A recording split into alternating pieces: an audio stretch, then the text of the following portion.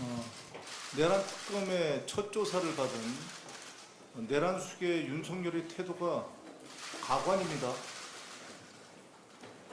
15시간을 출석했다는데 실제 조사받은 건 고작 5시간입니다.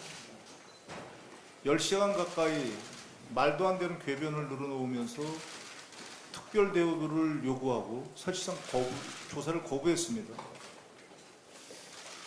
도대체 국가의 품격을 어디까지 떨어뜨려야 속이 시원하겠습니까? 국민의 고통과 국가의 분열은 안중에도 없습니까? 오직 당신과 안사람의 범죄 회피에만 관심 있습니까?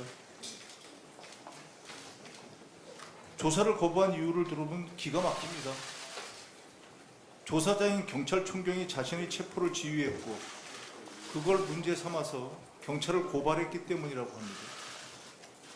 경찰 조서에는 날인을 거부하고 검사가 작성한 조서에만 서명했습니다. 이와 같은 논리라면 곧 내란 특검을 고발해서 특검 조사도 거부하겠습니다. 특검이 장난스럽습니까? 무슨 조사를 쇼핑하듯이 골라서 받으려고 합니까? 내란 수계 윤석열의 태도는 특검을 무력화하려는 꼼수에 지나지 않습니다. 국민들께서는 윤석열의 기고만장한 행태를 보면서 오히려 매를 벌고 있다고 합니다. 내란 특검에 촉구합니다. 내란 특검은 윤석열이 소환과 조사를 거부하면 거부한 대가를 반드시 치르게 하십시오. 특검이 원칙대로 해야 국민이 특검을 신뢰할 수 있고 윤석열도 벚꼬라지 같은 행동을 더는 하지 못할 것이기 때문입니다.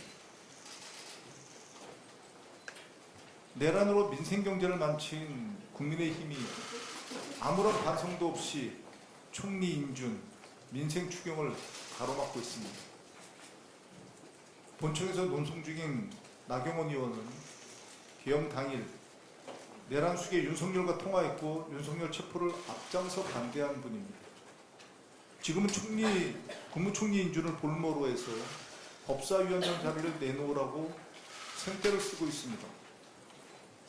개업입법을 통한 내란 청사를 어떻게든 막아보려는 것이며 이재명 정부의 국정을 발목 잡으려는 의도로밖에 보이지 않습니다. 국민의힘은 총리 인사청문회를 파행시키더니 오늘 자체 청문회를 연다고 합니다. 윤석열의 내란 정당화 선동에 버금가는 거짓 선동, 정치쇼입니다.